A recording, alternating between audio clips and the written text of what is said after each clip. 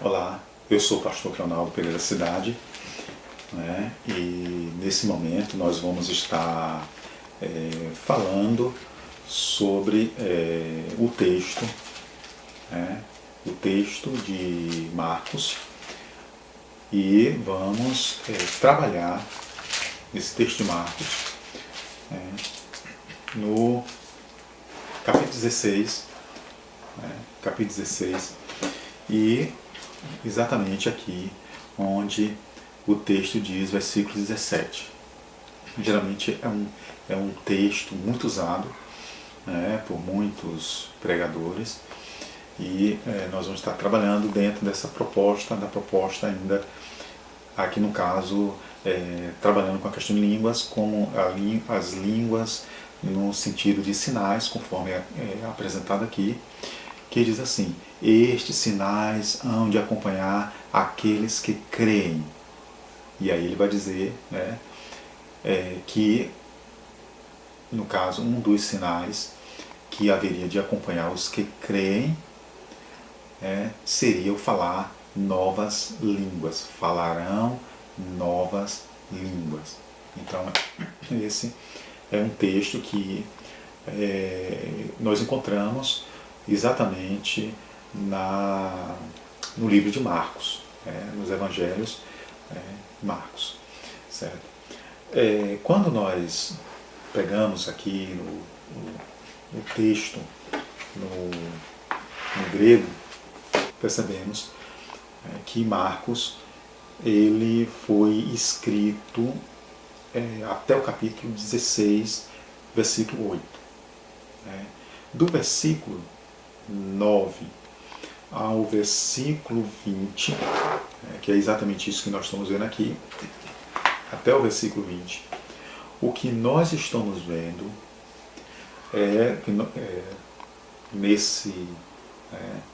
do versículo 9 ao versículo 20, nós vamos ver dois epílogos.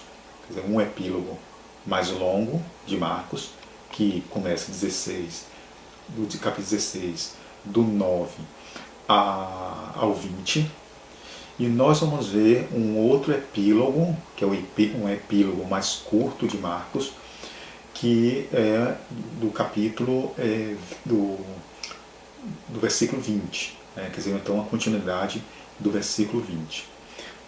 Então, o que é que vai acontecer? Alguns estudiosos, você vai encontrar isso quando você estuda as fontes relacionadas a Marcos como fonte primária, nós sabemos que Marcos,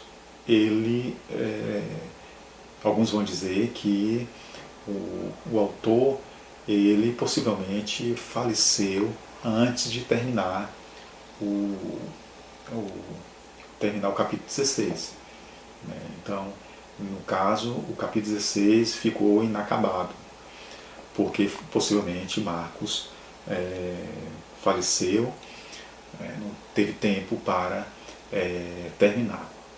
Essa é uma corrente mais, pelo menos assim, que eu conheci. Conheci outras correntes também, como o caso da possibilidade e nós sabemos que houve muitos documentos que se perderam no tempo, e que esse Marcos, esse texto, ele não é encontrado, o versículo 9 ao versículo 20, não é um texto que de fato foi escrito por Marcos. Então, possivelmente alguém escreveu anônimo, alguém que nós temos como anônimo, escreveu esse texto, escreveu exatamente os dois epílogos, o epílogo mais longo e o epílogo mais curto. E aí alguém pode fazer a crítica relacionada a isso, achando que esse epílogo do versículo 9 do capítulo 16 ao versículo 20 não deveria ter validade. Então alguns vão questionar esse o que nós chamamos de que possivelmente um resumo, né, ou uma forma de tentar completar, no fato de que o capítulo 16 não foi completo por Marcos, né? Então alguns vão tentar afirmar não haver validade nesse texto. O que nós defendemos é que os autores bíblicos que foram inspirados por Deus, eles são autores secundários. Na verdade, quem é o autor primário das Escrituras é o Espírito Santo. Né? Então, quem é o autor das Escrituras? Né? O Espírito Santo é quem é o autor das Escrituras, o autor primário. Então, a validade das escrituras não estaria nos autores secundários, como aqueles que foram inspirados por Deus para escreverem, mas a validade das escrituras está em quem, digamos, inspirou. Então, eu particularmente considero esse texto como um texto inspirado. Eu considero, porque, primeiro, que nós não vamos ver contradição. Então, o que aconteceu aqui, nós estamos vendo aqui um texto que ele vai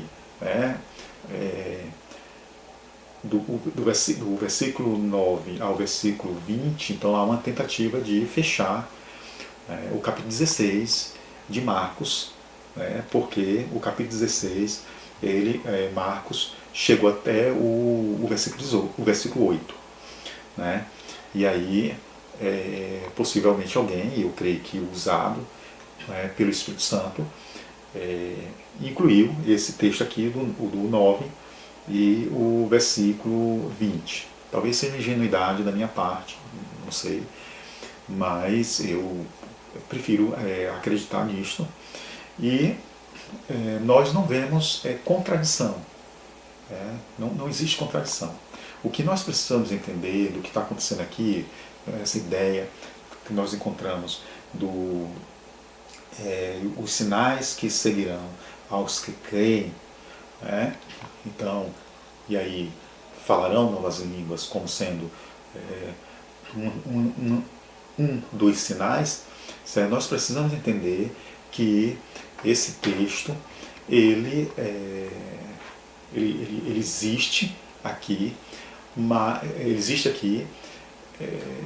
mas ele não vai contradizer pelo fato de, quando nós analisamos o capítulo 2 de Atos, nós vamos ver, pelo menos nessa questão relacionada a línguas, nós vamos ver de fato acontecendo na experiência dos apóstolos, nós vamos ver de fato acontecendo quando o Espírito Santo concede aos apóstolos, e não só os apóstolos, mas aqueles que eram convertidos, que estavam ali, a capacidade para anunciar Cristo, para testemunhar, para profetizar Cristo por meio das línguas, de várias línguas, por meio nós vimos de vários idiomas.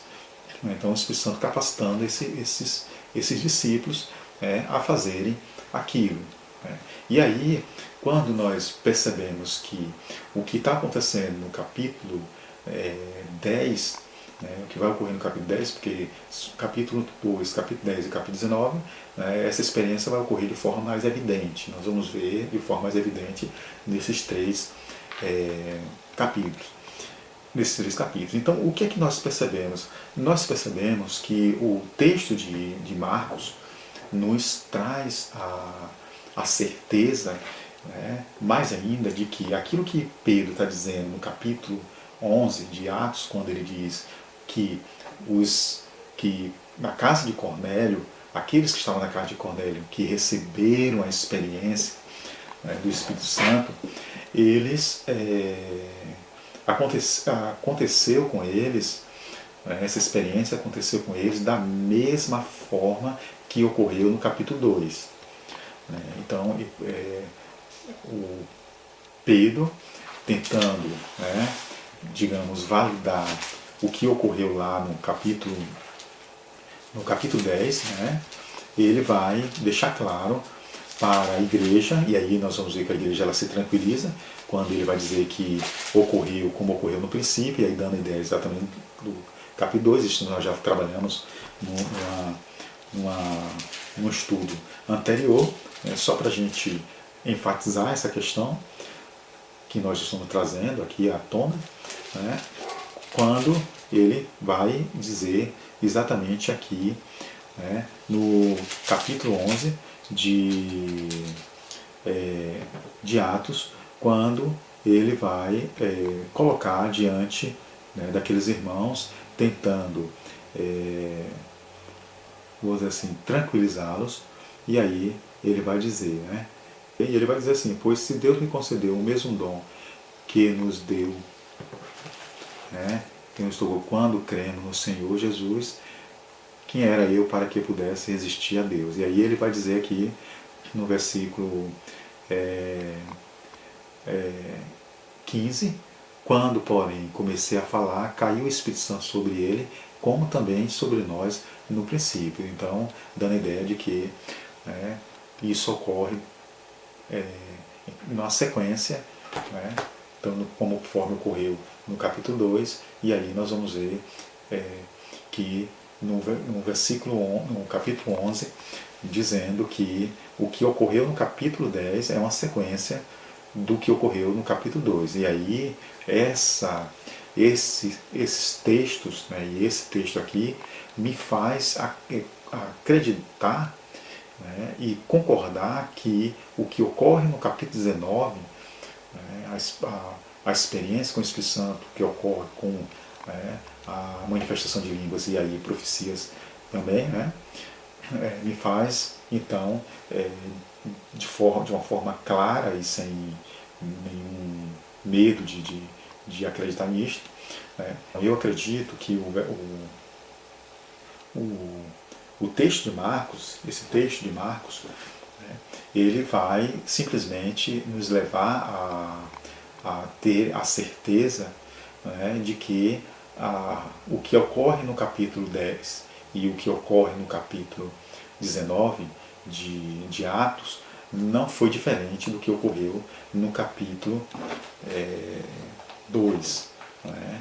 E aí nós já sabemos que no capítulo 2, né, então as novas línguas que ocorrem em Atos 2 não seria aquela ideia de uma língua estática, mas seria a ideia de uma língua idiomática em que o Espírito Santo capacita os seus discípulos a falar, né, a testemunhar Cristo através de outros idiomas, através de línguas de outras nações.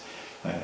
E esse é o sinal que segue. Né? Então o sinal e esses sinais seguirão. E aí línguas novas e falarão novas línguas, possivelmente estaria relacionado, né, a toda essa narrativa, porque o texto é narrativo, o texto de Marcos é um texto narrativo, né? E aí esse texto ele vai exatamente trazer à tona, e aí quem fez lá as observações possivelmente estaria retratando o que ocorreu no capítulo 2, no capítulo 10 e no capítulo 19. Não no que ocorreu em Coríntios, porque nós vimos que em Coríntios aí existe um outro problema, quer dizer, em Coríntios não segue. Em Coríntios existe uma outra direcionamento, porque na igreja de Coríntios, né, as línguas que eles estão tentando, vamos dizer, repetir, quer dizer, aquela tentativa de reproduzir o que ocorreu em Atos, na verdade eles estavam mais próximos, né, ao falar, estavam mais próximos das religiões de mistérios e não propriamente do que tinha acontecido lá na igreja de Atos. Né. Então, o que está se falando em Marcos, né, tem mais validade. Né. Então, quem, digamos, escreveu esse texto, que claramente, sem nenhum medo digamos assim, de afirmar, mesmo que eu tenha sido, ou que alguém venha me considerar como um ingênuo nessa minha maneira de entender, né? Mas ou ingenuidade ou não, é uma questão que eu não discuto, né? Porque é uma questão pessoal. Então eu acredito que, né, o capítulo, né, que esse texto, né, ele tem sim porque o texto de Marcos, né, o versículo, né, que nós lemos, que diz: e os sinais seguirão aos que creem, e aí esses sinais seguirão aos que creem, e aí ele coloca exatamente a questão de línguas, falarão novas línguas, né, como estando mais próximo do que aconteceu em Atos capítulo 2, e aí o texto me dá base para entender que se os sinais seguirão, então o que ocorre no capítulo 10, e aí enfatizando, né, o que ocorre no capítulo 10 e no capítulo 19, segue o que ocorreu no capítulo 2, porque o próprio capítulo 11, Pedro vai dizer que o que aconteceu lá com Cornélio, né, aconteceu conforme ocorreu no princípio, e aí dando a ideia do capítulo 2. E aí nós vemos que o capítulo de Marcos, possivelmente alguém que escreveu lá e colocou, e aí eu vejo como inspiração, né, como algo inspirado, então possivelmente está exatamente retratando aquelas narrativas que constam em Atos, não em Coríntios, mas todas as narrativas que constam em Atos. E aí esse texto ele nos traz, e embora a gente percebendo e sabendo que não foi Marcos que escreveu, mas a gente defende, a gente enfatiza, né, enfatizando, a gente defende que o autor primário das Escrituras é o Espírito Santo. Né? E o que valida as Escrituras não seriam os autores secundários, mas o autor primário, que é o Espírito Santo. Então, esse texto, né, tem um propósito aqui, e ele retrata aí exatamente fatos que não tem como nós negarmos que não aconteceram, porque nós estamos vendo fatos que vão ocorrer nos escritos de Lucas, como nós vemos em Atos. Que Deus abençoe.